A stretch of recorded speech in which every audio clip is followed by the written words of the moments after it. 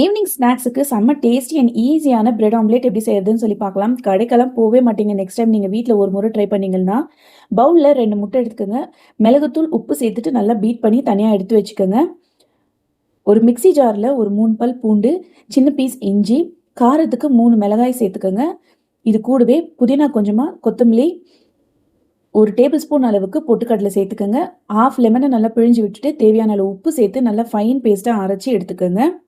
தவால ஒரு சின்ன பீஸ் பட்டர் சேர்த்துக்கோங்க. சேர்த்துட்டு நம்ம அடிச்சு வச்சிருக்கிற முட்டையை இதோட சேர்த்து நல்லா ஸ்ப்ரெட் பண்ணி விட்டுருங்க. ஸ்ப்ரெட் பண்ணிட்டு 2 பிரெட்டை வந்து நம்ம இதில் பிளேஸ் பண்ணிடலாம். இப்படி வச்சுட்டு ஒரு பிரெட் மேலே புதினா சட்னியை வந்து ஸ்ப்ரெட் பண்ணிக்கோங்க. இன்னொரு பிரெட் மேலே நீங்கள் மயோனீஸ், டொமேட்டோ கெச்சப், பீஸா சாஸ் எது வேணாலும் சேர்த்துக்கலாம்.